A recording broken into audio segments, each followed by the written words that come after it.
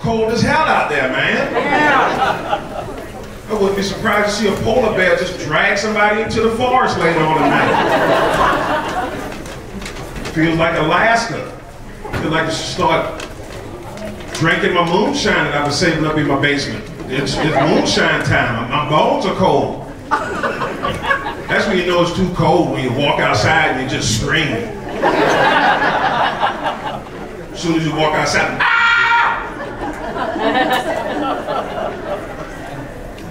I feel bad for those of y'all who don't have remote start.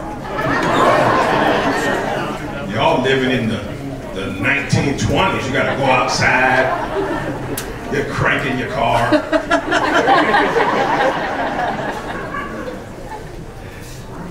Man, I've lived in Spokane since 2001.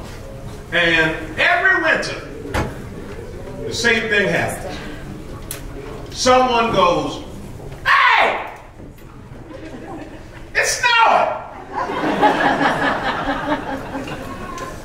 It has snowed in Spokane for 250 million years.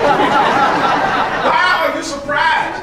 Why are you surprised? I don't get that. Especially if you've lived here for 40 years. You've seen 40 winters. You've been cold each and every one of them. There's never been just a random winter. You're like, hey, it's 70. It's pretty good.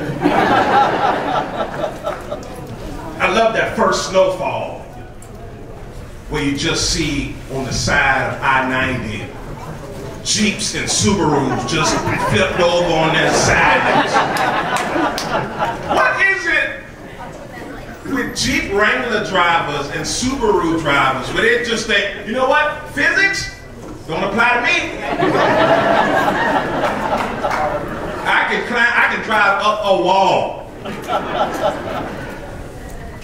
This one time I was driving to Montana, and I probably shouldn't have been doing it because it was snowing asses and elbows. I mean, you couldn't see in front of you. This big old truck, gigantic, passes me doing 70. Now there's snow everywhere. So I'm just like, well, you know, maybe because he's lived here longer, he knows how to maneuver a vehicle.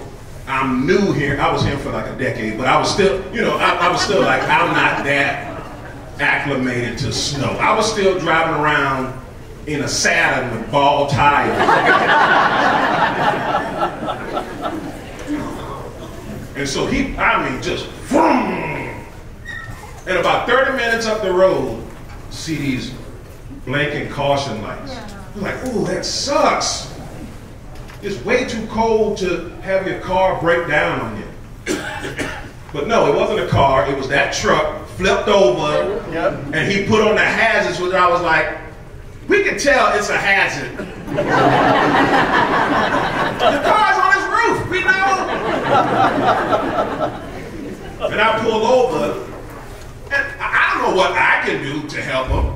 You know, there's one of those big 3500s, you know, the big ones where you're like, that's gotta be a rancher. He better be pulling cows. But it's like, nope. Just found big tires. I wanted a monster truck, but this is the only legal option I had, like that time. And I pull over, and I go, hey man, are you all right? And you know men, they always exaggerate. They can have their arm like broken and like, I just walk it off, just spit on it, it's good. Yeah. And he's like, doing this number here, he's like, just cricked my back. Just cricked my back.